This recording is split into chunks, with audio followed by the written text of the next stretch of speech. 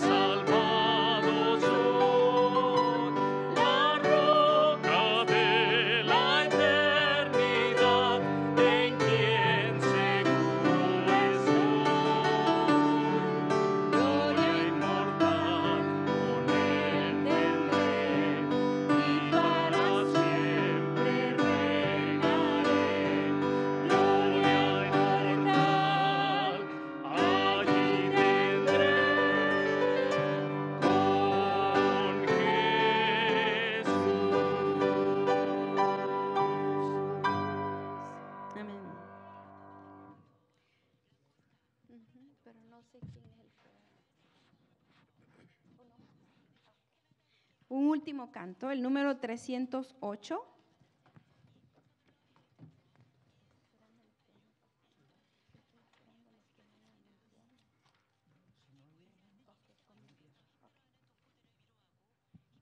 Número 308.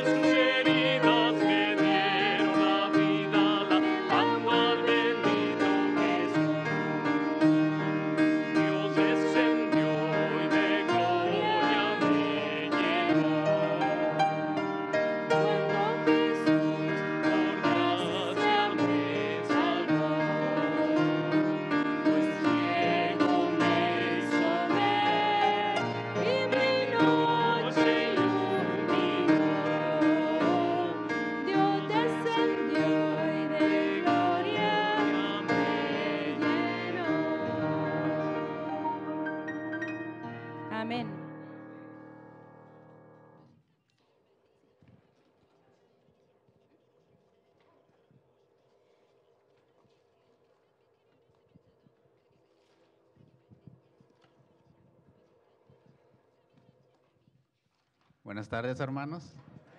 Sean bienvenidos a la casa de Dios.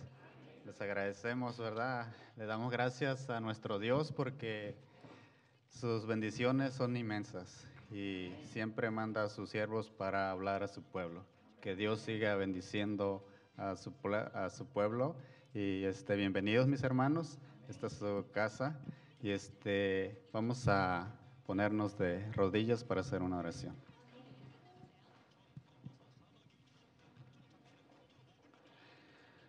Bendito Dios que mora en las alturas de los cielos, alabado y glorificado sea su santo nombre. Querido Dios, estamos agradecidos porque usted es misericordioso con nosotros. Muchas gracias, Señor, porque primeramente estamos vivos y esa es una bendición que nos da a cada día que abrimos los ojos en cada mañana. Gracias, Señor, porque en esta semana usted nos ha hablado a través de su Espíritu Santo, ha dirigido a su siervo y muchas gracias porque nos ha hablado. Gracias porque siempre está dándole la reprensión a su pueblo, Señor. Ayúdenos a escuchar, ayúdenos a recordar lo que usted nos está diciendo. Muchas gracias, querido Dios, porque ha venido aquí a esta iglesia de Lincoln High. Siempre, en todo momento, ha estado usted con nosotros. Bendiga a mis hermanos aquí presentes y que al salir podamos recordar y hacer lo que usted nos está mandando. Lo pedimos todo en Cristo Jesús. Amén. Y para seguir alabando el nombre de Dios, nuestro hermano Adrián Casas tiene un especial.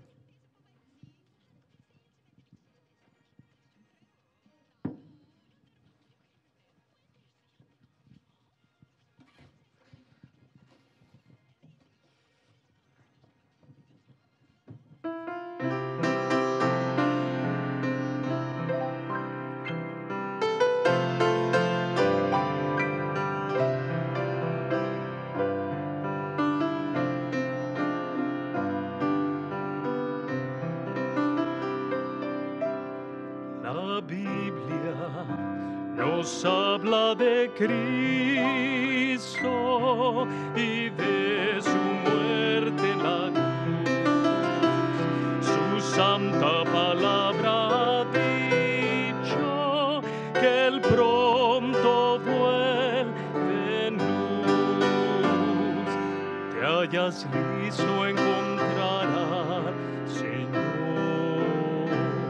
Lo haces todo con fe y con amor. Has peleado por fe la batalla del bien. Pueden otros a Cristo en ti ver. Eres fiel por doquiera que vas. Puedes tú contemplarlo en su faz y triunfante decir: ese es mi Dios. Puedes tú encontrar al Señor. No anheles el bien de esa vida, pues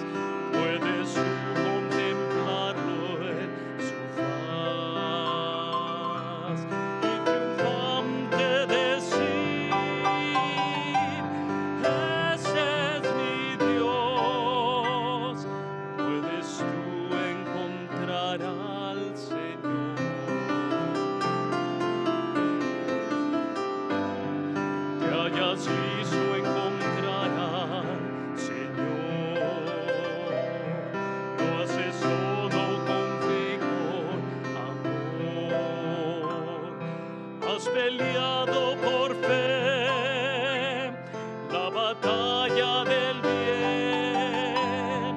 Pueden otros a Cristo en ti ver. Eres fiel por doquiera que vas.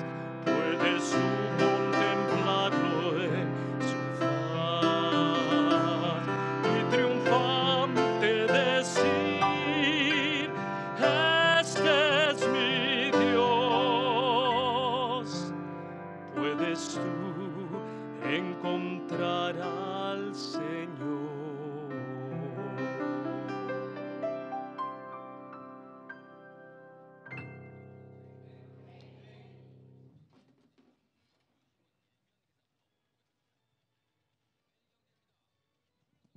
A continuación, invitamos a nuestro pastor Esteban Borg.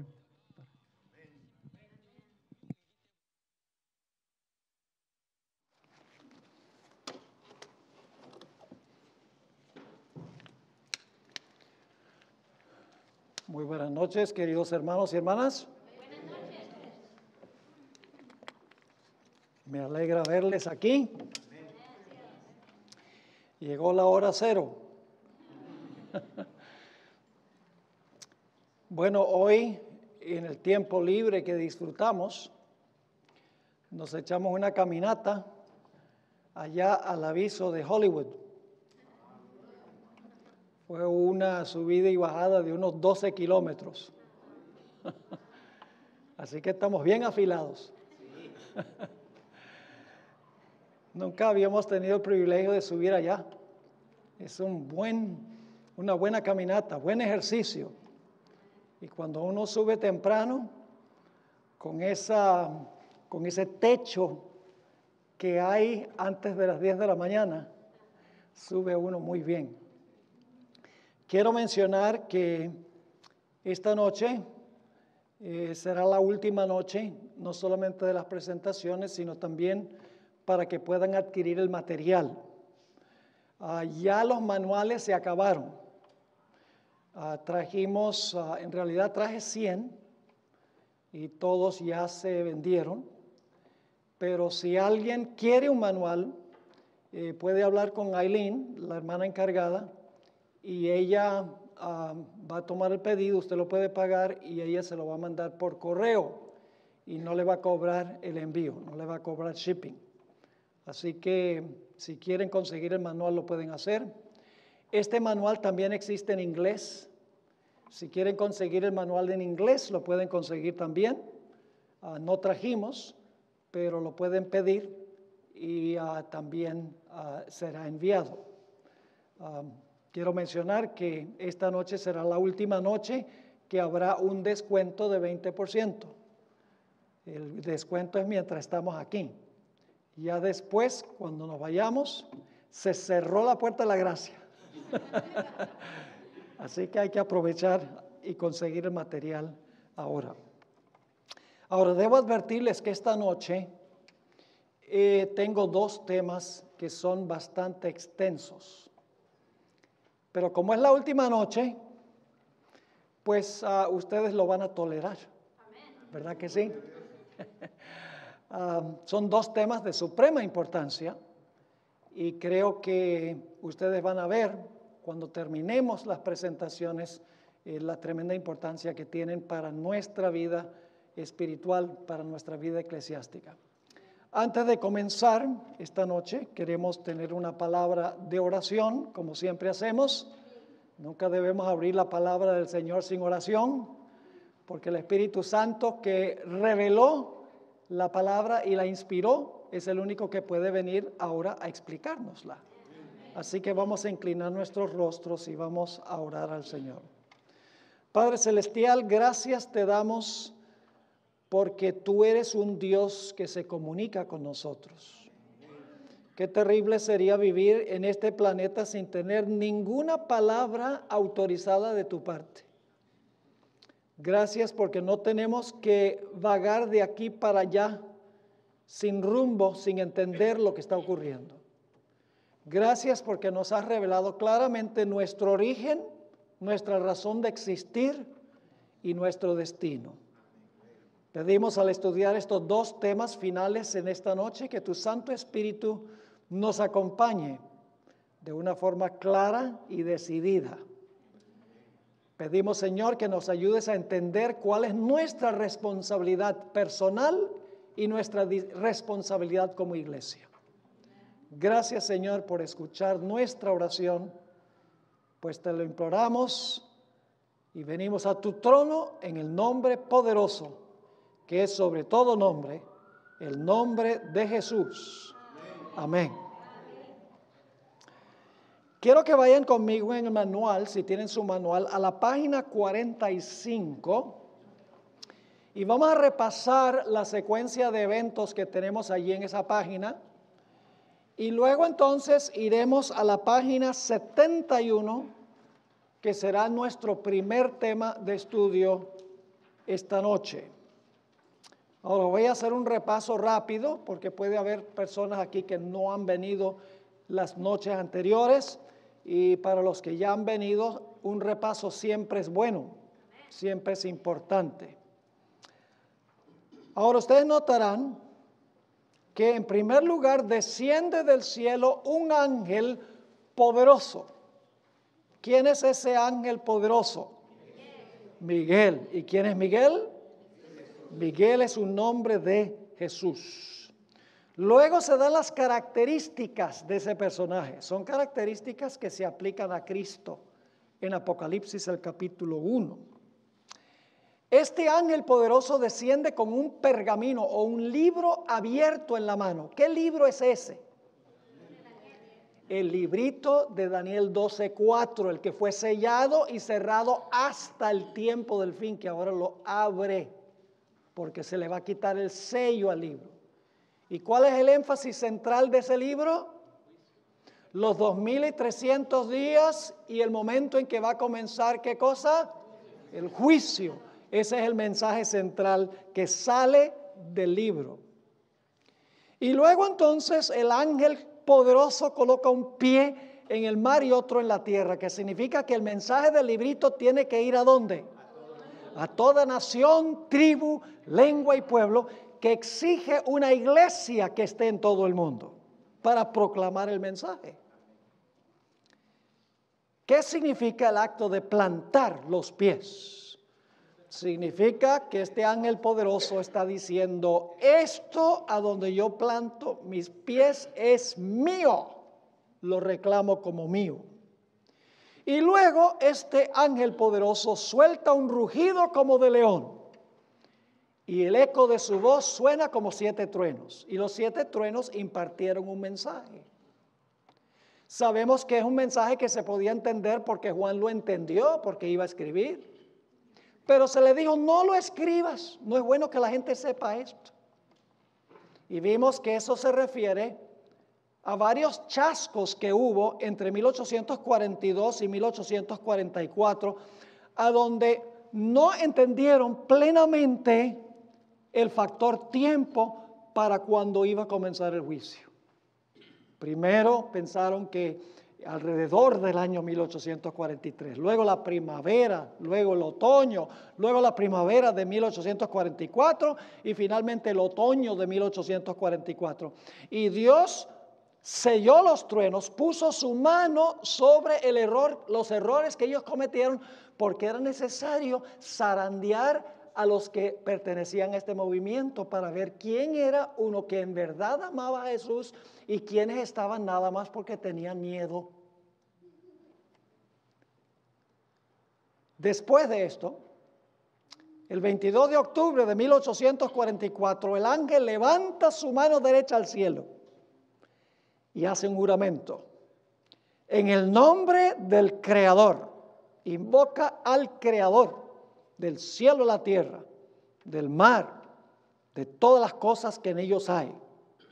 Y en el juramento que invoca al Creador, y por ende está el sábado allí, porque el sábado es la señal del Creador, el ángel poderoso jura que el tiempo no será más, porque ha llegado el 22 de octubre de 1844, ya no hay más profecías de tiempo, porque el ángel dijo, por un juramento, que el tiempo no sería más.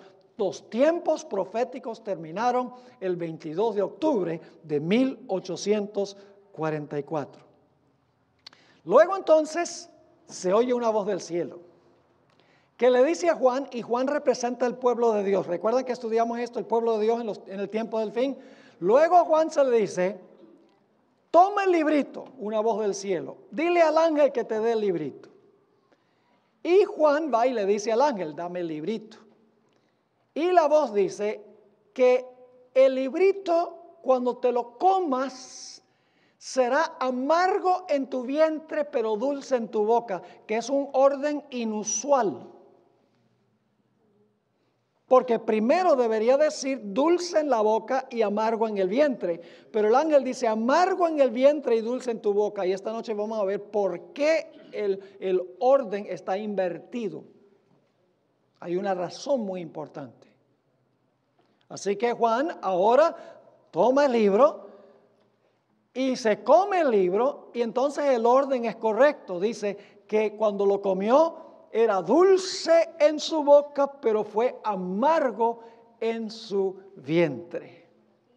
Y luego entonces, el ángel le dice a Juan, es necesario que otra vez profetices a muchos pueblos y naciones y lenguas y reyes.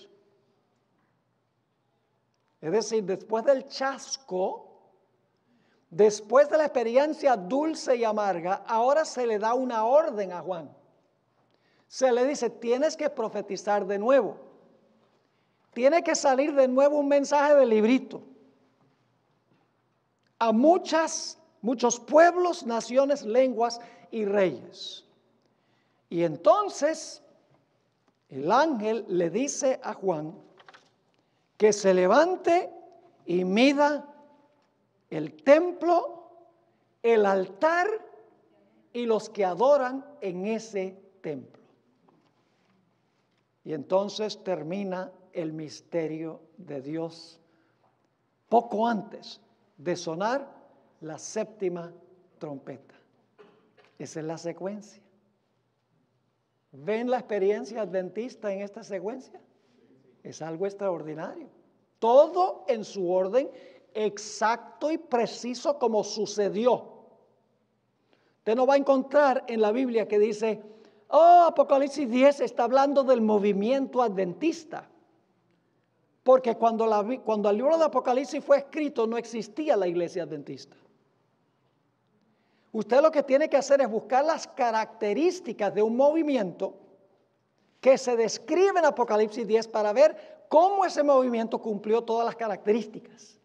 Como hacemos con el cuerno pequeño, que el canon bíblico se cerró antes del cuerno pequeño. Así que lo que hay que hacer es mirar las características y luego en la historia posterior buscar el cumplimiento. De la misma manera, Apocalipsis 10 fue escrito y se cerró el canon bíblico, pero el movimiento que describe Apocalipsis 10 se levanta 1900 años después que se cerró el canon bíblico. Pero las características bíblicas claramente se cumplen en ese movimiento. Por eso es injusto que la gente diga, compruébeme que ahí está hablando de la iglesia adventista. Ahí no dice iglesia adventista. Pero tampoco dice que el cuerno pequeño es la iglesia católica. Y tampoco dice que la bestia que se levanta de la tierra es los Estados Unidos. Tenemos que mirar las características y luego buscamos el poder a quien se aplica. ¿Me están entendiendo el punto? Ahora vamos a la página 71. La página 71. Y voy a seguir bastante de cerca el manual. La mayoría de ustedes lo tienen. Si hay alguien que no lo tiene, arrímese a alguien que lo tiene, para que puedan seguir la secuencia en el manual, porque si me desvío mucho, yo tengo la tendencia a desviarme, y porque me llegan pensamientos y quiero añadir esto y quiero añadir lo otro, y entonces me distraigo y se alarga mucho la presentación. Como ya hemos visto, hay algo muy extraño en cuanto al orden o la orden, mejor dicho, que le dio el ángel a Juan, cuando le dijo que el librito iba a ser amargo en el vientre, pero dulce en la boca. Este orden no es natural, porque primero el libro pasa por la boca para luego llegar al vientre. ¿Por qué invirtió el ángel en el versículo 9 el orden normal? A fin de entender la razón, debemos tomar en cuenta que los versículos 9 al 11 de Apocalipsis 10 forman un quiasmo. Ahora, no tengo tiempo para explicarles lo que es un quiasmo, pero básicamente se hacen frases donde A, B, C y luego entonces se repiten los mismos pensamientos en orden inverso. Vamos a mirarlo, aquí lo tienen en el manual. La letra A. El ángel le dijo a Juan que tomara el librito y se lo comiera. Esa es la A. La B es que el ángel le dijo ¿qué cosa? Iba a ser amargo en su vientre. La letra C, ¿cuál es? Pero en tu boca sería ¿qué? Dulce como la miel. Ahora fíjense cómo nuevamente se repite lo mismo, pero en orden inverso. Eso es un quiasmo. Dice luego, la letra C, que equivale a la C que acabamos de leer, Juan le supo ¿qué cosa? Dulce en la boca. ¿Eso es equivalente a la letra C que ya vimos? Sí. Pero fue amargo en su vientre. ¿Eso es equivalente a la letra B que acabamos de ver? Claro. Y luego se le mandó a profetizar de nuevo. ¿A qué equivale profetizar de nuevo? Equivale a tomar el libro y ¿qué? Y comérselo. ¿Y qué significa comerse el libro? Ya estudiamos eso. Comerse el libro significa asimilar y entender el mensaje y luego predicarlo y proclamarlo. Yo pregunto entonces, ¿va a salir otro mensaje del librito? ¿No? ¿Cómo que no? ¿Acaso no dice profetiza de nuevo, que es lo mismo que comerse el librito?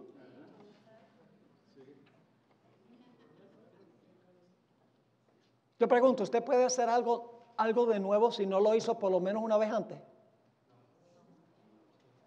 Por ejemplo, si yo les digo, voy a regresar de nuevo a Lincoln Heights.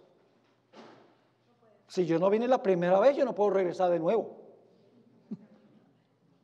Así que lo que está diciendo esto es que Juan se comió el libro, asimiló el mensaje y lo proclamó. Los adventistas asimilaron el mensaje y lo proclamaron, pero estaban equivocados en cuanto al evento. Pero sabían y tenían correcta la fecha. Esa experiencia, por lo tanto, fue dulce, pero llegó a ser ¿qué? Amarga. Y entonces, en el orden inverso, dice Juan, se comió el libro, fue dulce en la boca, fue amargo en el vientre, y entonces se le dice, es necesario que profetice de nuevo. Es decir, tienes que volver a comerte el librito y proclamarlo. ¿Estamos bien o no? Ahora, seguimos a la página 72. Ojalá hayan entendido este punto. ¿Tiene la iglesia adventista otro mensaje para el mundo? No tiene otro mensaje para el mundo. Después de 1844. Tenemos que predicar el mismo mensaje de que Cristo vino al mundo en 1844. No. Tenemos que proclamar que estamos en la hora del juicio. Y que el juicio comenzó en 1844. Entonces hay que presentar el mismo mensaje otra vez, pero con más comprensión. ¿Sí? Eso es lo que significa profetizar de nuevo. De nuevo significa que se hizo una vez. El movimiento de 1844 lo hizo una vez. Pero la iglesia tiene que hacerlo de nuevo, pero con mayor comprensión. Ahora, ustedes notarán que en el versículo 11 el ángel le dice, es necesario que otra vez profetices. En español no se capta en realidad lo que significa la expresión es necesario. En inglés es más fuerte. You must prophesy again. ¿Qué significa must? Tienes que hacerlo. Es una obligación. Así que la traducción es necesario no capta el significado del verbo. Permítanme leerles del diccionario exegético del Nuevo Testamento el significado de esta palabra griega que se traduce es necesario. Esta es la definición. Es necesario designa una necesidad incondicional. Oraciones que llevan este verbo conllevan un significado fundamentalmente absoluto, incuestionable y con frecuencia un significado anónimo y determinista. Es decir, el ángel no le está diciendo a Juan, bueno, necesitas hacerlo de nuevo. No, tienes que hacerlo de nuevo. Es decir, la iglesia adventista tiene que proclamar este mensaje de nuevo. Es una obligación. La palabra griega enfatiza una obligación. Ahora, el profetizar de nuevo, escuchen bien, se halla en el mensaje del primer ángel.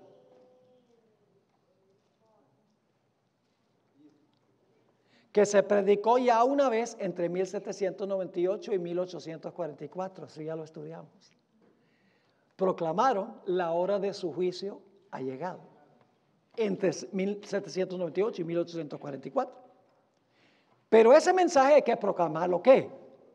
Hay que proclamarlo de nuevo, otra vez. Pero, escuchen bien, entre 1798 y 1844, primordialmente comenzando en el año 1842 al 44, se predicó también el mensaje del segundo ángel. Y el mensaje del segundo ángel dice que Babilonia ¿a qué? Ha caído. Y hace un llamado para que la gente ¿qué? Salga de Babilonia. Cuando se proclamó el mensaje del primer ángel, en la antesala de 1844, los ministros de las iglesias se opusieron acérrimamente al mensaje. Y por lo tanto los mileritas dieron un segundo mensaje. Y en ese segundo mensaje dijeron, las iglesias protestantes han caído, salgan de allí. Y se unieron al movimiento milerita. Pero poco después, ahora escuchen bien, hay un mensaje que no se proclamó llevando hasta 1844, y fue el mensaje del tercer ángel. Pero poco después de 1844, empezaron a proclamar el mensaje del tercer ángel sobre la bestia, sobre su imagen y sobre su marca. Se descubrió que la marca de la bestia es la observancia del domingo, a sabiendas.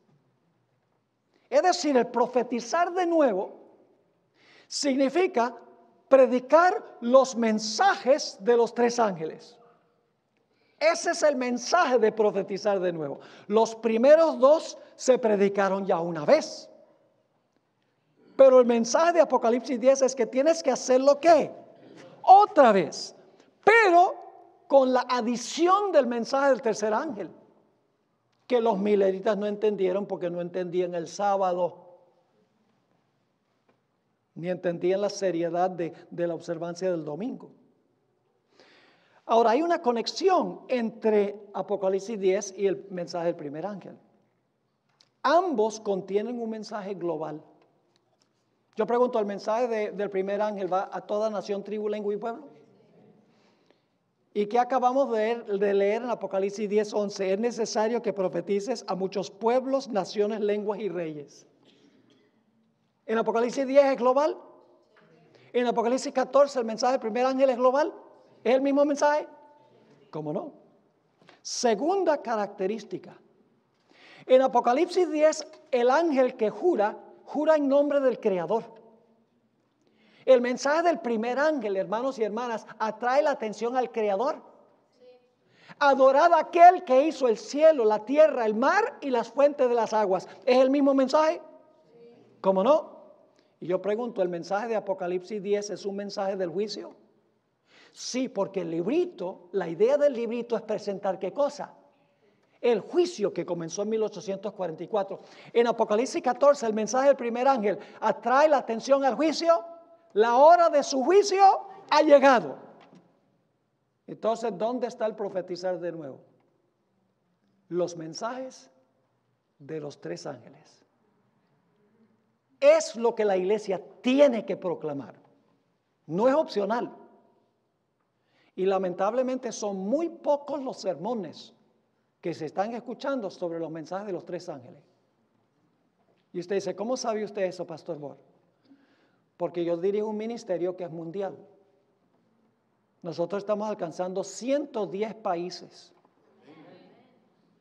que se han comunicado con nosotros.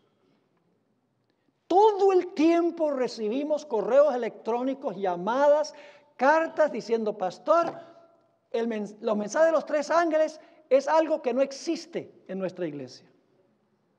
Y gente escribe diciendo, pastor, no nos puede recomendar una iglesia en nuestra área porque en nuestra área no se habla nada de esto. Porque nos hemos extraviado de la razón de nuestra existencia. Nosotros existimos para proclamar los mensajes de los tres ángeles. Si no hacemos eso, no tenemos razón de existir. Porque seremos igual que todas las demás iglesias.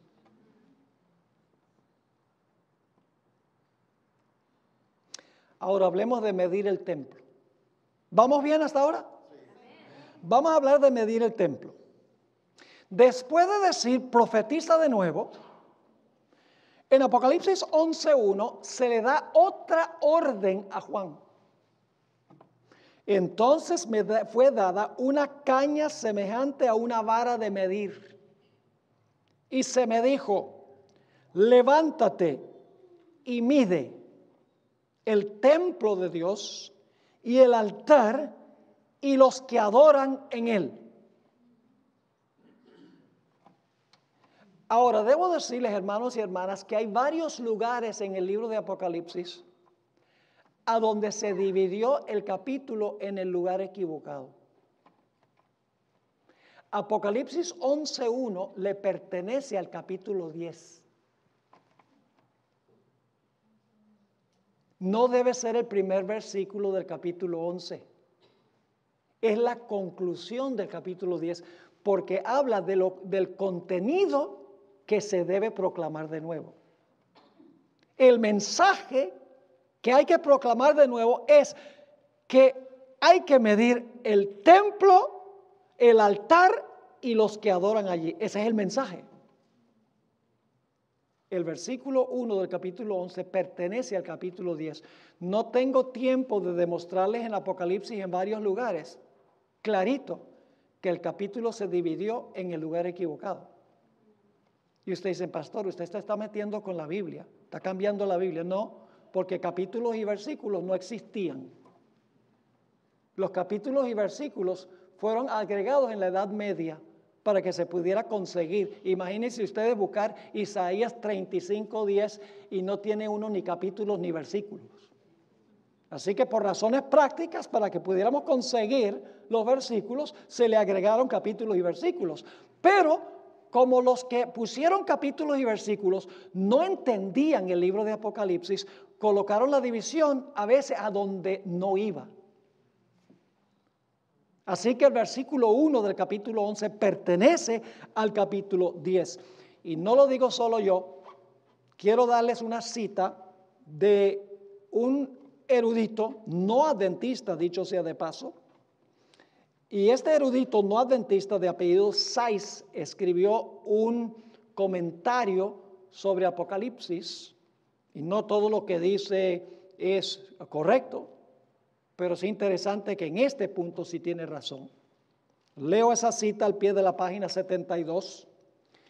El vínculo que une la conclusión del capítulo 10 con el comienzo del capítulo 11 parece ser muy estrecho ya que el ángel que le habló a Juan continúa dirigiéndose a él con el nuevo mandato: levántate y mide el templo, que es una continuación del mandato anterior: profetiza de nuevo. ¿Entendieron esa cita?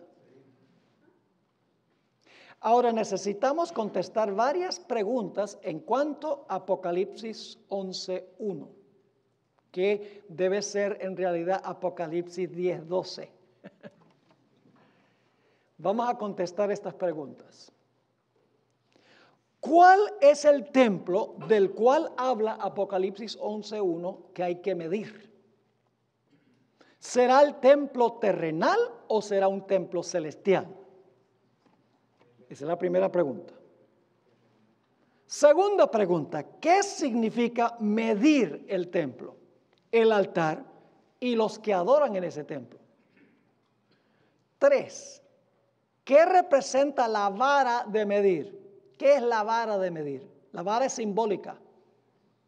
¿Qué simboliza la vara? Número 4.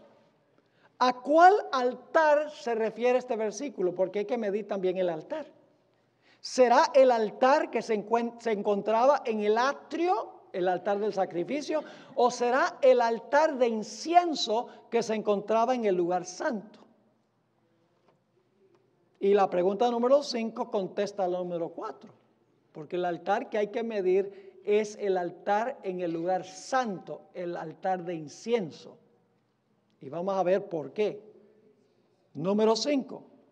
¿Por qué es necesario medir el altar de incienso? Ahora vamos a contestar la primera pregunta. ¿Cuál templo hay que medir? El pueblo de Dios tiene que anunciar que ahora va a medirse el templo, el altar y los que adoran en ese templo. Ahora la pregunta clave es: ¿cuál es el templo que hay que medir? El error fundamental que cometieron los mileritas, esto está en el manual, es que creían que el santuario que había que purificar era ¿qué cosa? La tierra. Pero en ningún versículo de la Biblia dice que la tierra es un santuario, en ninguna parte. No cabe duda, ahora escuchen, que el templo que se menciona en Apocalipsis 11:1 es el santuario celestial.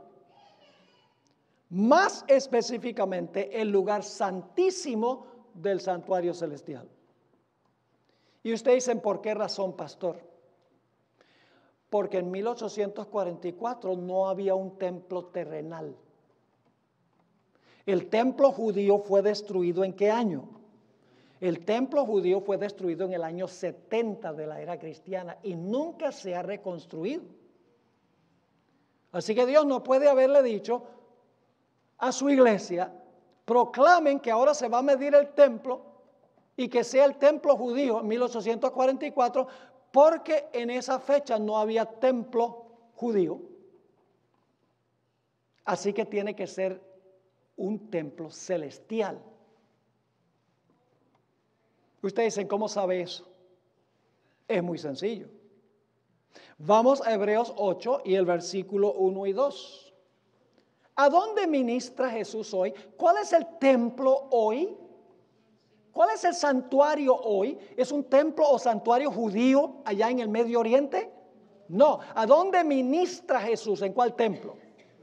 En el templo celestial. El terrenal era una sombra del celestial. Así que en 1844, ¿cuál era el templo o el santuario a donde ministraba Jesús?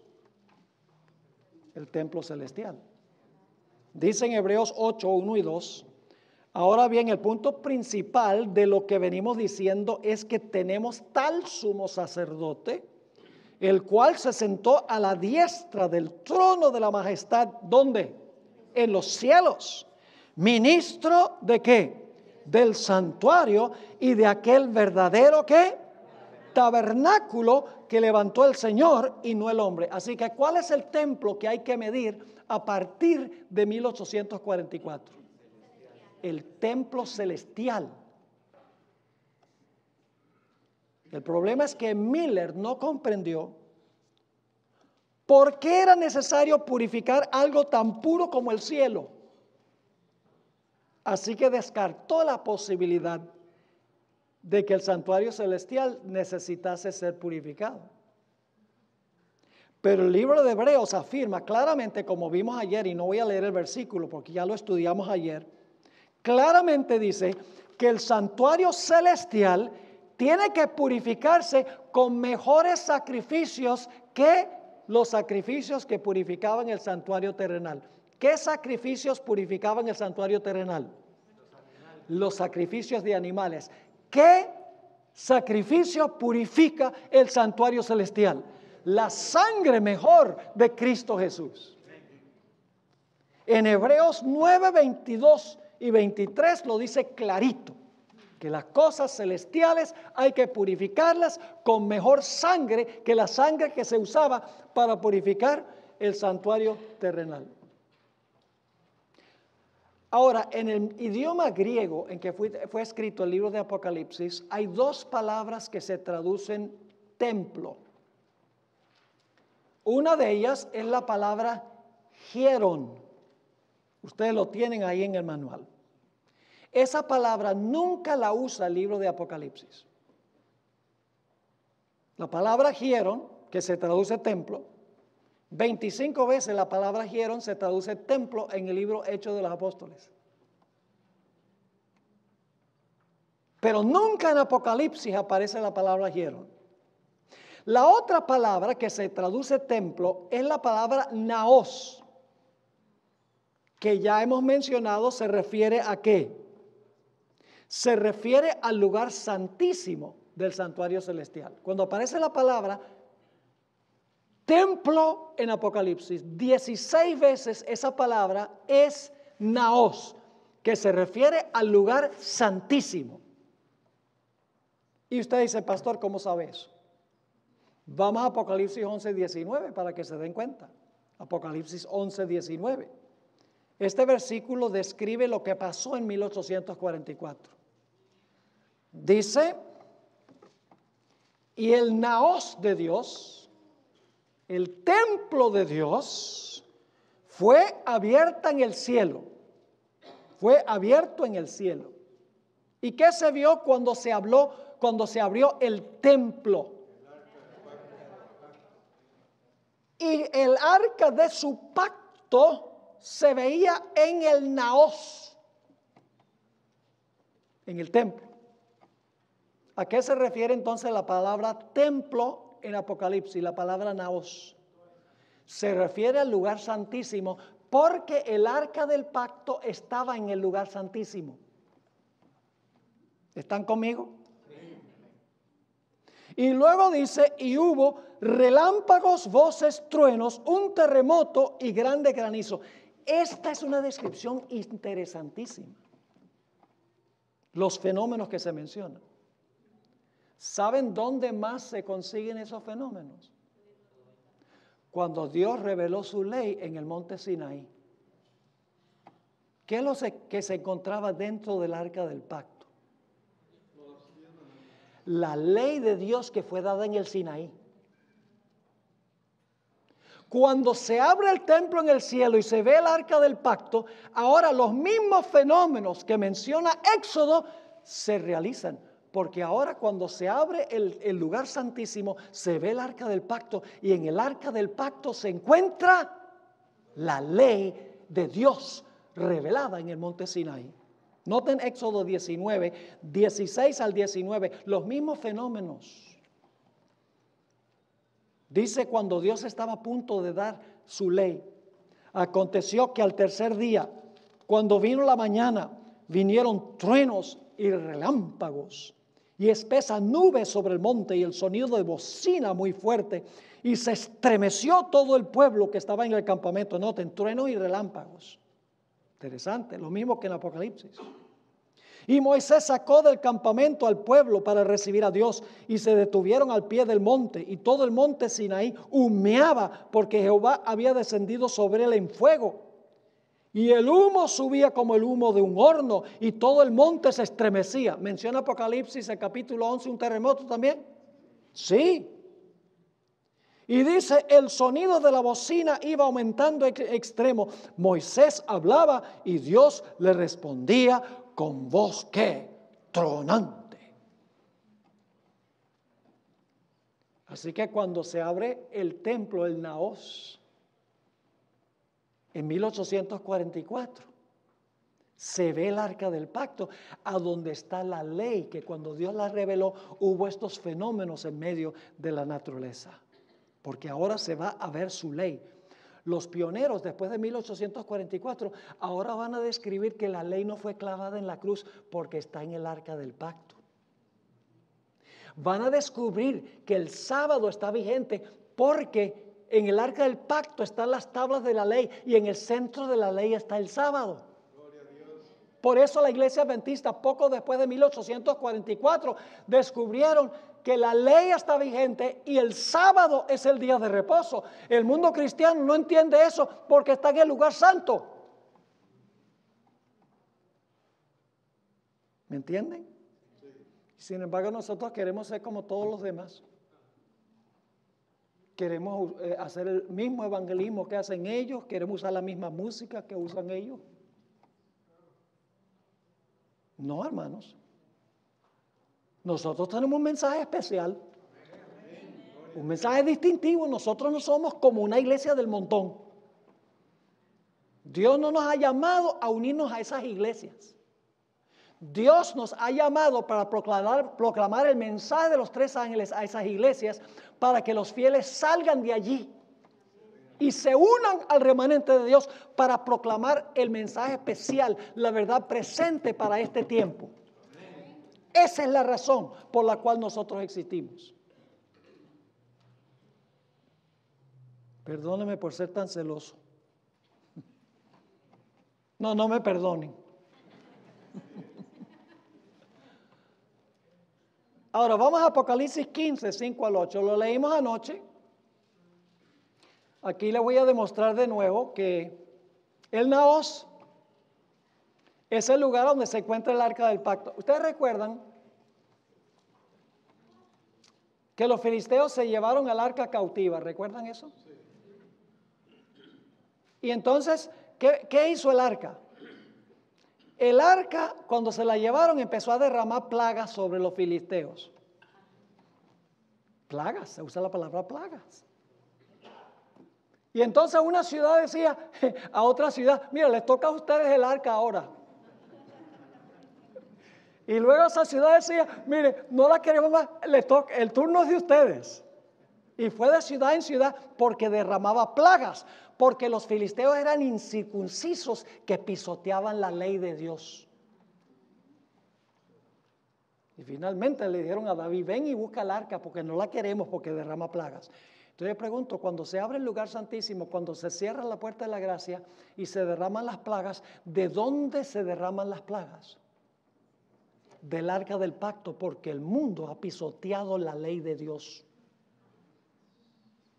Noten lo que dice Apocalipsis 15, 5 al 8. Después de estas cosas miré y he aquí fue abierto en el cielo el templo, otra vez el lugar santísimo. La palabra naos, fue abierto el templo del tabernáculo del testimonio. El tabernáculo del testimonio es la carpa completa. El templo del tabernáculo es el lugar santísimo.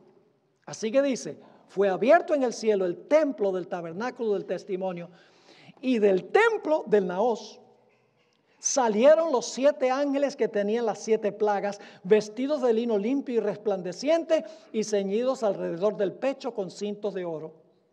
Y uno de los 4 seres vivientes dio a los 7 ángeles 7 copas de oro llenas de la ira de Dios, que vive por los siglos de los siglos. Y el templo, otra vez el naos, el lugar santísimo, el templo se llenó de humo por la gloria de Dios y por su poder, y nadie podía entrar en el naos.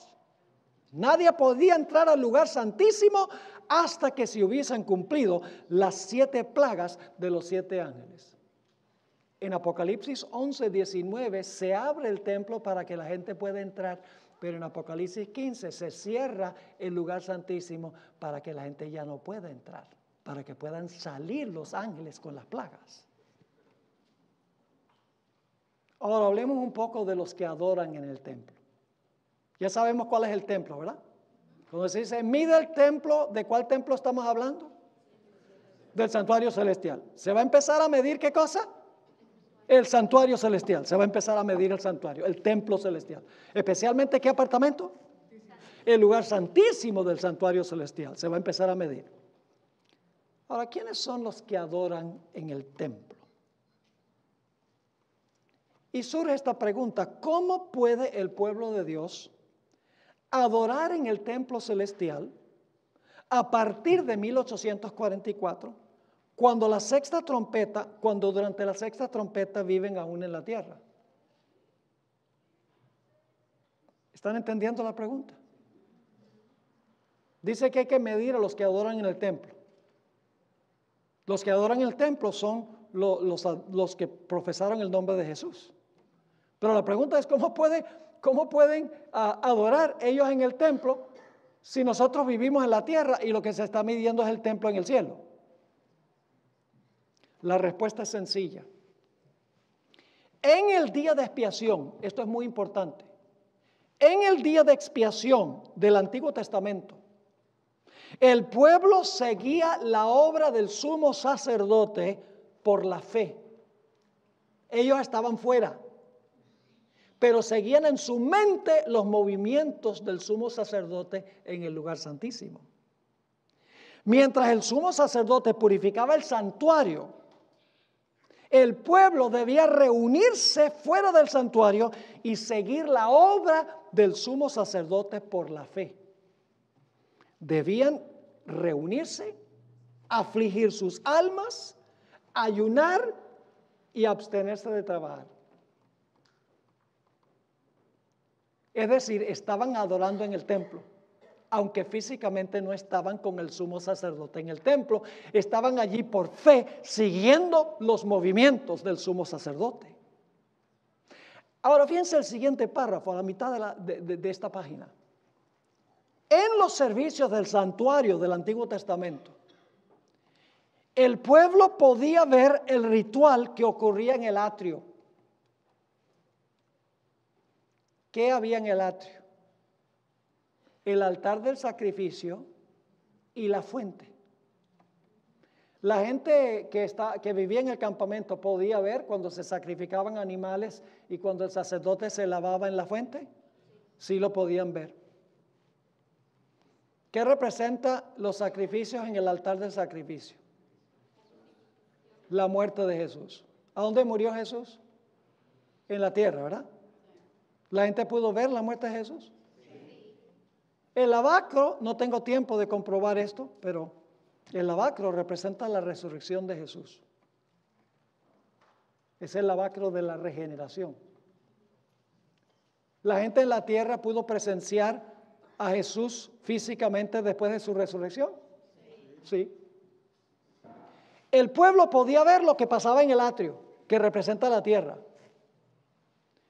Pero la gente nunca podía ver lo que pasaba en la carpa. Tenían que seguir por fe la obra que se hacía en el lugar santo y el lugar santísimo. Cuando Jesús se fue al cielo, nosotros podemos ir físicamente y ver lo que Jesús está haciendo allá desde que ascendió.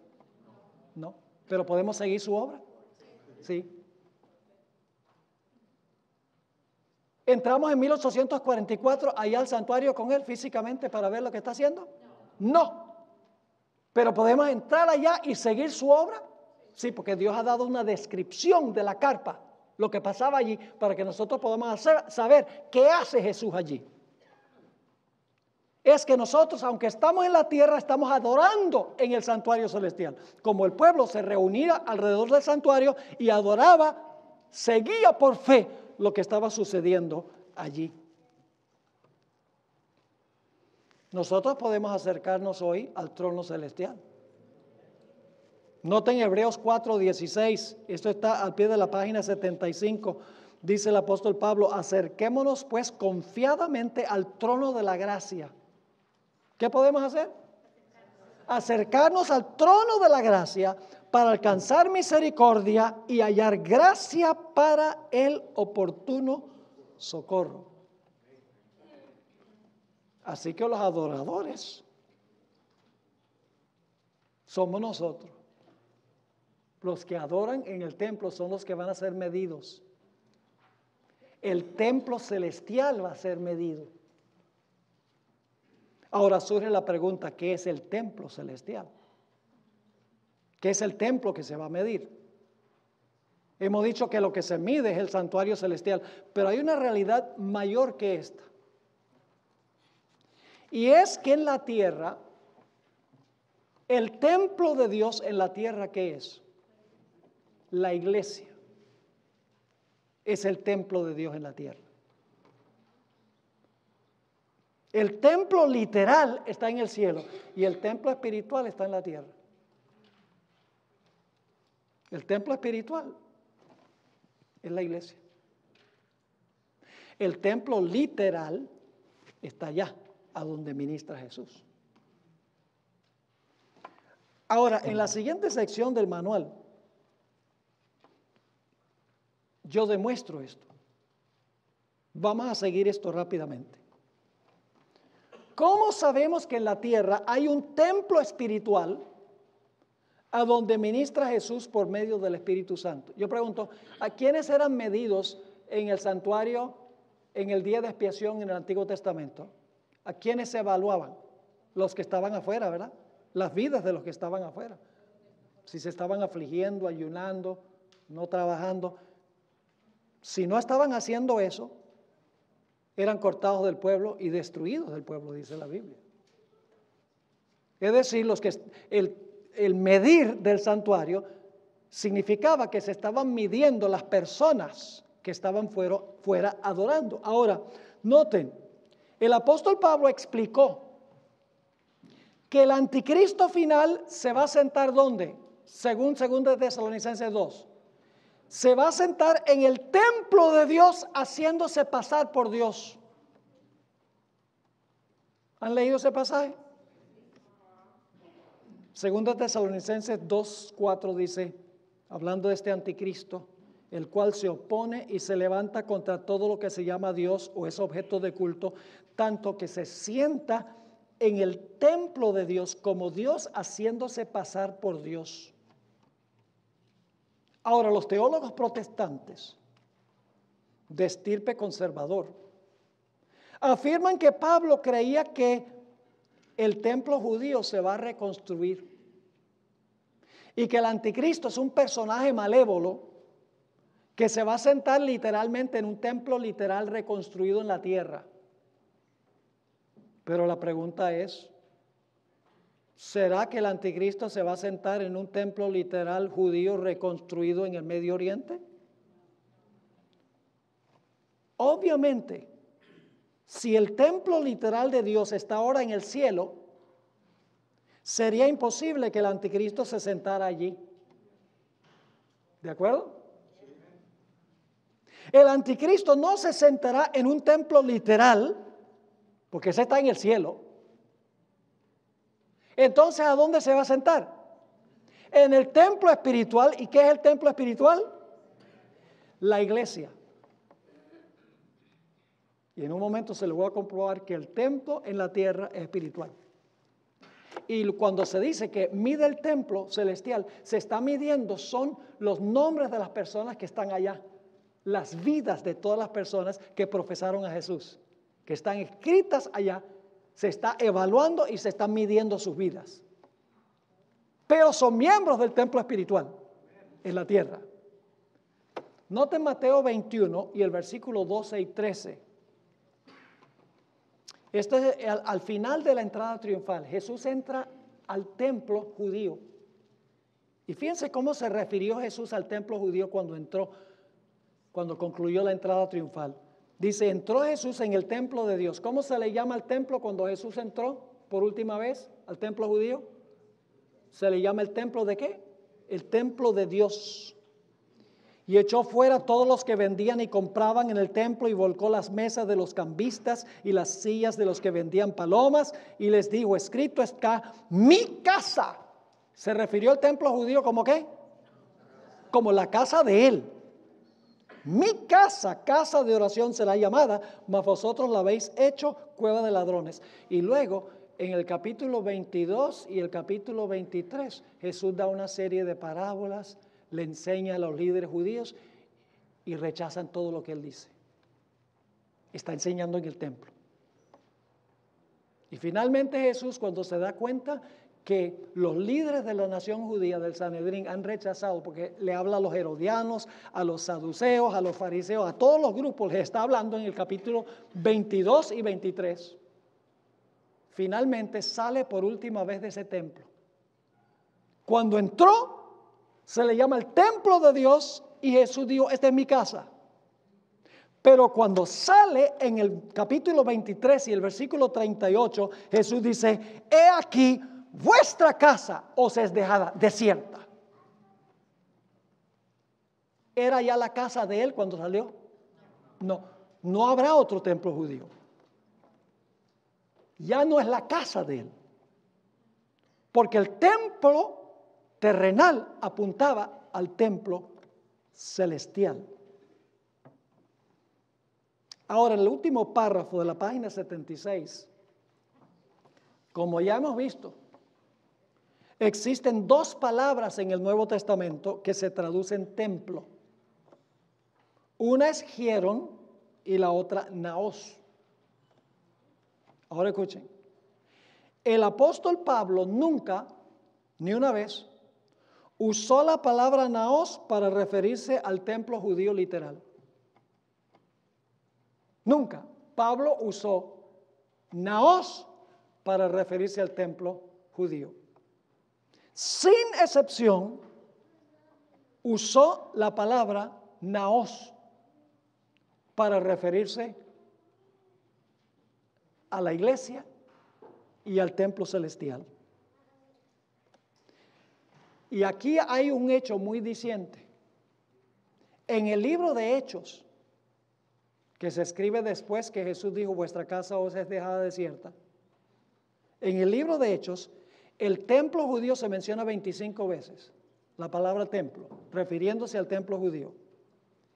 Y nunca se le llama naos, siempre se le llama hieron. Así que cuando Pablo dice que el anticristo se va a sentar en el naos, haciéndose parecer Dios, no puede referirse al templo judío, porque el templo judío, cuando se refiere al templo judío, es la palabra hieron. Ahora usted dice, pastor, ¿dónde dice la Biblia que el templo en la tierra es espiritual? Que el templo es la iglesia. Templo literal es en el cielo. Jesús está midiendo nuestras vidas en el cielo, ¿sí o no? En el juicio está examinando cada vida de los que adoran en la tierra, ¿sí o no? Lo que está haciendo es midiendo el templo terrenal en el templo celestial. Ahora, fíjense Efesios 2, 19 al 22, clarito. Más claro no canta un gallo a las 3 de la mañana. Dice ahí el apóstol Pablo, hablándole a los efesios. Así que ya no sois extranjeros ni advenedizos, sino conciudadanos de los santos y miembros de la familia de Dios. ¿Cuál es la familia de Dios? La iglesia, muy bien. Edificados sobre el fundamento ¿de qué? De los apóstoles y los profetas. Yo pregunto, ¿los fundamentos son de concreto? ¿O los fundamentos son personas? Apóstoles y profetas son gente. ¿Son fundamentos literales que se usan para construir un edificio? No. Los fundamentos son espirituales. Los apóstoles y profetas, que son sus escritos. Siendo la principal piedra del ángulo Jesucristo mismo. ¿Jesús es una piedra? Literalmente. No. Este es un templo espiritual. Los fundamentos son espirituales. La piedra principal es espiritual, es una persona. Y luego dice en el versículo 21, en quien todo el edificio, ese es el templo, bien coordinado, va creciendo para ser un ¿qué? Un templo santo en el Señor. Y luego entonces nosotros somos las piedras que se edifican sobre los fundamentos y la piedra principal. Porque dice, en quien vosotros también sois juntamente edificados para morada de Dios en el Espíritu. Yo pregunto, en el Antiguo Testamento, ¿el templo tenía una shequina gloriosa, una luz gloriosa que descendía en el lugar santísimo? ¿La iglesia también tiene una shequina? ¿Cuál es la shequina de la iglesia? Dice, edificados para morada de Dios en el Espíritu. La shequina de la iglesia aquí es invisible, es el Espíritu Santo.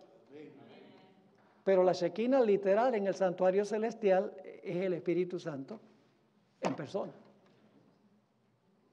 Así que resumiendo, los fundamentos del templo son personas, la piedra principal es una persona, las piedras sobreedificadas son los creyentes y la gloriosa shequina es el Espíritu Santo, no visible, sino invisible. Entonces, ¿cuál es el templo a donde se siente el anticristo? En la iglesia. Está sentado allá en Roma, en la iglesia cristiana. Y mientras todos los protestantes están mirando allá, están mirando a ISIS. No ISIS España, ¿no? Están mirando a ISIS en el Medio Oriente. Dice, el anticristo va a aparecer allá y se va a reconstruir el templo allá. Y los enemigos son los musulmanes. Mientras tanto, en Roma crece dentro de la iglesia el anticristo. Y los protestantes le rinden homenaje y no se dan cuenta porque están mirando a donde no es. ¿Es serio esto? Ahora, noten el último párrafo aquí de esta sección. Esta usurpación del Papa, quien se sienta en el templo de Dios, en la iglesia, en el templo espiritual en la tierra, se manifestó de una forma descarada cuando el Papa Francisco I, al concluir una semana de oración en favor de la unidad cristiana en la iglesia de San Pablo fuera del muro, el 25 de enero del año 2014, se sentó en un gran trono blanco y en cada lado del trono había un querubín. Si ustedes quieren verlo, pongan en Google. Ya el Papa Benedicto XVI había hecho lo mismo. El 28 de junio del año 2009. ¿Saben que según la Biblia quién es el que se sienta entre los querubines? Dios. En el Salmo 80, versículo 1 dice, Pastor de Israel, tú que guías a José como un rebaño, tú que reinas entre los querubines, escúchanos. ¿Serio esto? ¿Vamos bien? Entonces, ¿cuál es el templo que se va a medir? Se va a medir el templo celestial, pero ¿quiénes están inscritos allá? Los miembros del templo terrenal son los que se van a medir. Las vidas de todos los que han profesado el nombre de Jesús. Ahora, ¿qué significa medir? Hermanos y hermanas, medir significa juzgar. ¿Cuál fue el mensaje que salió del librito primero? ¿Cuál era el mensaje central del librito? Los 2310, ¿el comienzo de qué? Y el comienzo del juicio. Y después se dice, profetiza de nuevo, ¿y qué? Mide el templo, que significa que ahora se va a medir las vidas de todos los que profesaron a Jesús. ¿Qué significa medir? Vamos a Mateo, primero a la Biblia, después al Espíritu de Profecía. Mateo 7, 1 y 2. Mateo 7 y el versículo 1 y 2. Aquí está hablando Jesús. No juzguéis para que no seáis juzgados. Porque con el juicio con que juzgáis, seréis juzgados, y con la medida con que medís, os será medido. ¿Qué significa medir? Juzgar. Así que cuando se le dice, mide el templo y los que adoran en el templo, está diciendo que juzga a los que están en el templo. ¿Están conmigo? La sierva del Señor confirma esto cuando en el comentario bíblico adventista, tomo 7, página 972, escribió: la gran obra del juicio ha estado transpirando por un buen tiempo. Ahora el Señor dice, mide el templo y los que adoran en él. Recuerde que cuando anda por las calles cumpliendo sus quehaceres, Dios lo está midiendo. Cuando cumple sus deberes domésticos y está conversando, Dios lo está midiendo. Recuerde que sus palabras y acciones están siendo fotografiadas en los libros del cielo como un artista reproduce el rostro en un plato pulido. La hermana White una vez le escribió a una hermana criticona las siguientes palabras: usted puede ser una bendición, le dijo ella. Puede ayudar a los que necesitan ayuda, pero tiene que dejar de lado su cinta métrica. ¿Para qué se usa una cinta métrica? Para medir. Porque no es usted quien debe usarla. Uno que es infalible en sus juicios, que comprende las debilidades de nuestras naturalezas caídas y corruptas, es el que tiene el patrón. Él pesa en la balanza ¿de qué? ¿Dónde se hace el juicio? En el santuario. Él pesa en la balanza del santuario y todos aceptaremos su justa medida. En otro lugar, la hermana White explica lo que es la cinta métrica. En Signs of the Times, diciembre 29, 1887, ella escribió: cuando inicie el juicio y se abran los libros, su vida y la mía serán medidas por la ley del Altísimo. Y por eso Santiago concuerda cuando nos dice que seremos juzgados por la perfecta ley de la libertad. ¿Están conmigo? Ahora, vamos al párrafo que viene inmediatamente antes de medir el altar. Tenemos que avanzar porque el tiempo vuela. Aquí hay tanto que cubrir. Pero lo bueno es que escrito está. La idea de medir el templo en Apocalipsis 11:1 se debe comprender en el contexto del capítulo anterior, a donde se halla una descripción del librito. Como ya hemos visto, un mensaje del juicio salió del librito cuando comenzó el tiempo del fin. El acto de Juan comerse el libro representa el hecho de que el pueblo de Dios iba a asimilar y a proclamar el mensaje concerniente al inicio del juicio. Este mensaje fue dulce porque creían que el juicio era la segunda venida. Pero luego se tornó amargo porque Jesús no vino como esperaban. Después de la experiencia agridulce, se le ordenó a Juan que profetizara de nuevo con un mensaje del librito y que ese mensaje tenía que ver con medir el templo y los que adoran en él. Nosotros tenemos que proclamar el mensaje que la hora del juicio está progresando rápidamente y la vida de cada uno está siendo evaluada en ese juicio. Ahora hablemos de lo que significa medir el altar. Medir el altar. Ya mencioné que el altar que se mide es el altar de incienso en el lugar santo del santuario.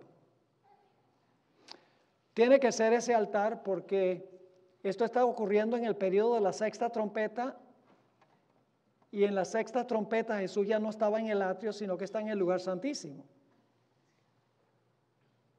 Ahora, ¿por qué se mide el altar? Tenemos que hacernos la pregunta: ¿cómo se acerca el pueblo de Dios a Dios.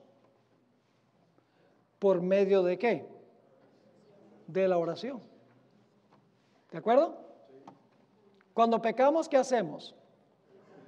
Oramos y le pedimos a Jesús que nos ¿qué? Que nos perdone, que nos ponga sus méritos a nuestra cuenta. Es decir, nos acercamos a Jesús a través de la oración. Y el altar de incienso se relaciona con la oración. Vamos a Lucas 1, 8 al 11. Esto está hablando de Juan el Bautista. Está hablando de Juan el Bautista. Particularmente el padre de él, Zacarías, quien está sirviendo en el templo en su turno. Y quiero que noten algo muy interesante aquí. Está ofreciendo incienso y mientras tanto, fíjense lo que estaba haciendo la gente afuera. Estaba ofreciendo incienso, pero la gente afuera estaba haciendo lo que representa el incienso. Dice en versículo 8, y aconteció que ejerciendo Zacarías el sacerdocio delante de Dios, según el orden de su clase, conforme a la costumbre del sacerdocio, le tocó en suerte ofrecer el incienso entrando en el santuario del Señor. Así que Zacarías entra y está ofreciendo en el altar de incienso. ¿Y qué está haciendo la gente afuera? Dice, y toda la multitud del pueblo estaba afuera orando a la hora del incienso. Y se le apareció un ángel del Señor puesto en pie a la derecha del altar de incienso. Es decir, que mientras él está quemando incienso, que es el símbolo, la gente está afuera orando, que es lo que representa el símbolo. Ahora, en la Biblia el incienso se relaciona con la oración, pero el incienso no es la oración. El incienso se le añade a las oraciones del pueblo de Dios. Específicamente. Vamos al Salmo 141 y el versículo 2 para que ustedes vean cómo se relaciona la oración con el incienso. Salmo 141 y el versículo 2. Dice, suba mi oración delante de ti como ¿qué? Como el incienso. El don de mis manos como la ofrenda de la tarde. ¿Hay alguna relación entre la oración y el incienso? Sí. Da la impresión de que la oración es el incienso, pero tenemos que ser más detallados. Noten Apocalipsis 8 y el versículo 3 y 4. Aquí se especifica, se especifica más detalladamente lo que es el incienso. Se relaciona con la oración, pero no es la oración. Dice en el capítulo 8, 3 y 4, otro ángel vino entonces y se paró ante el altar, ese es el altar de incienso, con un incensario de oro y se le dio mucho incienso, ahora escuchen bien, para añadirlo a las oraciones de todos los santos sobre el altar de oro que estaba delante del trono.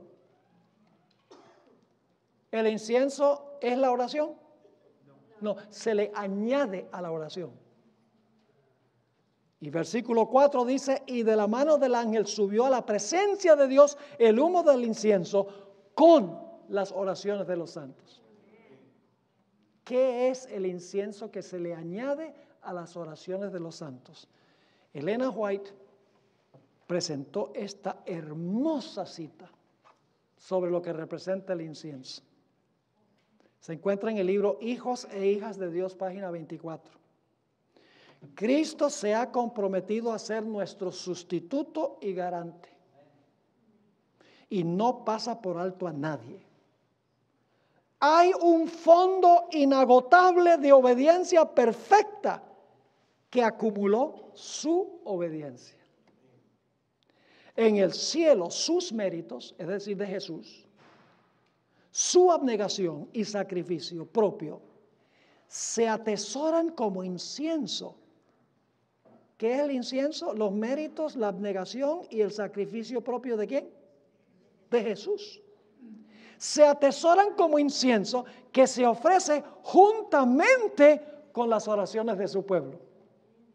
Cuando las sinceras y humildes oraciones de los pecadores ascienden al trono de Dios, Cristo mezcla con ellas los méritos de su propia vida de perfecta obediencia. Nuestras oraciones resultan fragantes gracias a este incienso Cristo se ha comprometido a interceder en nuestro favor y el Padre siempre oye al Hijo. ¿Pero qué significa medir el altar? Yo pregunto, ¿todas las oraciones que ascienden al trono de la gracia son sinceras? ¿O hay oraciones que son lágrimas de cocodrilo? Vamos a leer 3 textos bíblicos. En cortas cuentas, hermanos y hermanas, ¿saben por qué se mide el altar? El propósito es ver qué oraciones fueron sinceras y cuáles no, de los que profesaron el nombre de Jesús. Dice allí, en Proverbios 28:9, el que aparta su oído para no oír la ley, su oración también es abominable.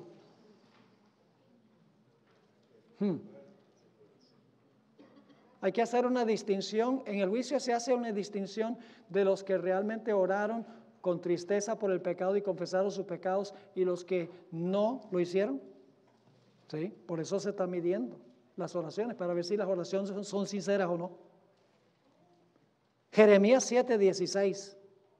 Dios le dice a Jeremías, tú pues no ores por este pueblo, ni levantes por ellos clamor ni oración, ni me ruegues porque no te oiré, porque el pueblo estaba en rebelión. Y en el Salmo 66 y el versículo 18 y 19, dice, si en mi corazón hubiese yo mirado a la iniquidad, el Señor no me habría escuchado. Mas ciertamente me escuchó Dios, atendió a la voz de mi súplica. Ahora alguno dirá, pero ¿por qué Dios juzga a los que profesaron el nombre de Jesús? Porque hay que evaluar si las oraciones fueron sinceras o no. ¿Acaso Dios no sabe todas las cosas? Claro, Dios sabe todo, pero el juicio no es para Dios. El juicio no es para informar a Dios.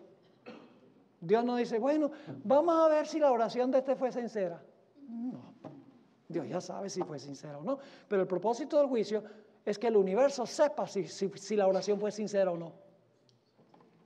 El juicio es para bien del universo, para que todos puedan ver por qué Dios aceptó algunas oraciones y otras no.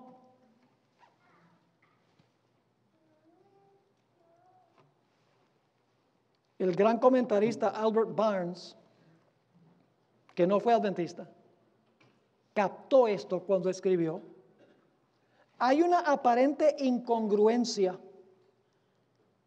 o una aparente contradicción cuando el ángel le ordena a Juan que mida a aquellos que están adorando. ¿Por qué se van a medir a los que están adorando? Ahora Barnes va a explicar qué significa eso. Pero el significado obvio es que debía hacer un estimado correcto del carácter de ellos, de lo que profesaban, de la realidad de su piedad, de sus vidas y del estado general de la iglesia que profesaba estar adorando a Dios. Gloria a Dios, un no adventista lo entendió. Ahora, ¿por qué hay que hacer la evaluación? Yo he mencionado esto antes, lo voy a mencionar rápidamente y terminamos y entonces tomamos un corto receso. Les dije que esto iba a ser largo y me he tomado mi tiempo porque quiero que lo entiendan. Para eso tenemos que tomar tiempo, esto no se puede trazar en una hora. ¿En la iglesia hay trigo y cizaña? Sí. Entonces, ¿tiene Dios que distinguir entre el trigo y la cizaña? Sí. ¿Cuándo es que se separa el trigo de la cizaña? Al final, en el juicio. En la iglesia, la red del evangelio reúne peces buenos y malos. Sí. ¿Y todos los peces buenos y malos están en la iglesia? Sí, pero por eso hay que llevar el barco a la orilla para hacer la obra de separación de los buenos de los malos. Al final, en el juicio. En la iglesia hay vírgenes sabias y vírgenes fatuas. ¿Todas profesan seguir a Jesús? ¿Todas son verdaderas seguidoras de Jesús? No. En el salón matrimonial hay personas que tienen el manto y personas que no lo tienen. Ya notamos eso. Hay personas inclusive que dicen, Señor, Señor, echamos demonios en tu nombre, profetizamos en tu nombre, hicimos milagros en tu nombre. Imagínense, hicieron milagros y echaron demonios y dieron profecías y todo en el nombre de Jesús. Y Jesús va a decir, sí, ustedes usaron mi nombre, vengan, son míos. No. ¿Qué va a decir? Nunca os conocí. Apartados de mí, obradores de maldad. Yo pregunto, ¿en la iglesia hay lobos vestidos de oveja? Sí. Según Jesús. Sí, entonces hay que hacer la obra de separación.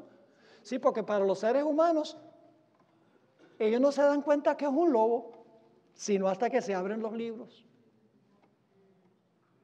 Ese personaje que en la iglesia que parecía ser ejemplar, pero que en la casa está metido en la computadora viendo pornografía. Que los seres humanos no conocen. Pero todo está escrito. En la iglesia hay ministros que se disfrazan como ministros de justicia. En la iglesia hay personas que tienen apariencia de piedad, pero no es verdadera piedad. ¿Puede Dios revocar el perdón una vez que ha dado el perdón? El propósito del juicio es ver la sinceridad de la persona de su arrepentimiento. Para ver si el arrepentimiento fue genuino o no. Ese es el propósito del juicio. Y la forma en que se ve si el arrepentimiento fue genuino son las obras que vienen después del arrepentimiento y la confesión. Por eso la Biblia dice que somos salvos por gracia a través de la fe. Pero nos dice que seremos juzgados por obra. Porque las obras demuestran si nuestra fe fue genuina o no. Así que, ¿cuál es el mensaje que Dios nos ha llamado a presentar? Voy a la página 82. No se me van a ir, ¿verdad? Porque es tarde. Esta noche es vigilia. El último tema es de crucial importancia, hermanos y hermanas. Vital. El último tema, porque vamos a hablar ya de nosotros. No es coincidencia, mis hermanos y hermanas, que Dios levantó la iglesia adventista del séptimo día poco después de 1844 para cumplir el cometido de profetizar de nuevo, anunciándole al mundo que Dios está midiendo el templo celestial y a los que profesan adorar a Dios. Dios estableció esta organización adventista con sus ramificaciones en todo el mundo para facilitar la predicación de los mensajes de los 3 ángeles al mundo. Esta es la razón de nuestra existencia y hay de nosotros si no cumplimos el cometido. ¿Serio? La gente me pregunta, pastor, ¿usted cree en la estructura, la organización de la iglesia? Absolutamente sí. Porque el propósito de la organización es sembrar adventistas en todas partes para proclamar este mensaje. Si no hubiera adventistas en todas partes del mundo, entonces no se podría presentar el mensaje globalmente. Pero Dios ha obrado estableciendo esta organización con el fin de sembrar adventistas en todas partes del mundo para que el mensaje se pueda impartir en todas partes del mundo al final de la historia. Tristemente nos hemos extraviado de nuestra misión y de nuestro mensaje. En muchos casos somos evangélicos del séptimo día y queremos ser pentecostales del séptimo día. No tenemos que tener ninguna vergüenza de decir que somos adventistas del séptimo día. Leo 2 citas para terminar. En un sentido especial, los adventistas del séptimo día han sido colocados en el mundo como vigías. Esa es una obra de defender, ¿verdad? El vigía defiende. Y portadores de luz para defender y para conquistar. A ellos se les ha confiado la última amonestación a un mundo que perece. ¿A quiénes se le ha dado esa responsabilidad de predicarle al mundo el último mensaje a un mundo que está pereciendo? Nosotros.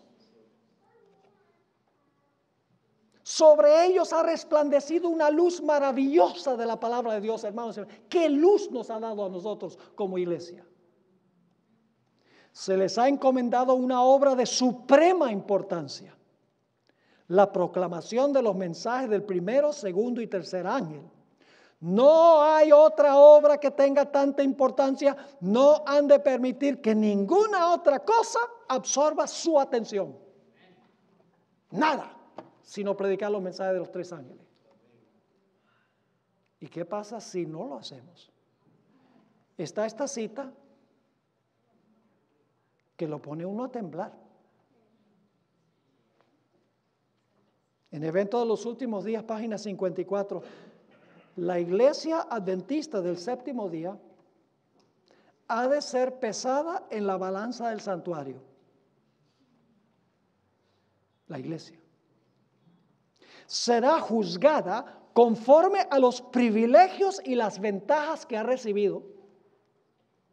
Si su experiencia espiritual no corresponde a las ventajas que Cristo, por su sacrificio infinito, le ha concedido, si las bendiciones conferidas no la capacitaron para cumplir la obra que se le confió, se pronunciará contra ella la sentencia: hallada falta. Será juzgada por la luz que ha recibido y las oportunidades conferidas. ¿Saben dónde se encuentra esa palabra hallada falta? En Daniel 5. Serio. Así que, hermanos y hermanas, nosotros tenemos que recalibrar lo que nosotros hacemos en la iglesia. Tenemos que reorganizarnos. No en términos de la estructura de la iglesia, no. Tenemos que reorganizar el mensaje que nosotros predicamos. ¿Sí o no? Es necesario, es obligación que profetice de nuevo. No es una opción. You must prophesy again. Y luego dice, ¿cuál es el mensaje? Cristo está midiendo el templo, el altar y los que adoran por fe allá. Bueno, hermanos y hermanas, vamos a tener una oración y luego nuestro último tema, que va a terminar un poco tarde, pero tengan paciencia. Oremos. Padre, gracias te damos por este mensaje. Gracias porque tú nos has llamado como iglesia a esta función tan importante. Este mensaje glorioso que el mundo necesita saber. Que todos los que profesan a Cristo están siendo juzgados hoy. Oh Padre, ayúdanos a cumplir esa misión, a impartir ese mensaje. Te ruego, Señor, que bendigas a la iglesia de Lincoln Heights, todos los que están de otras iglesias, que regresemos a nuestras iglesias, hablemos de estas cosas y que la iglesia pueda cumplir la obra para la cual tú la llamaste. Gracias, Padre, por escuchar nuestra oración. Te la imploramos en el precioso nombre de Cristo, nuestro Salvador. Amén.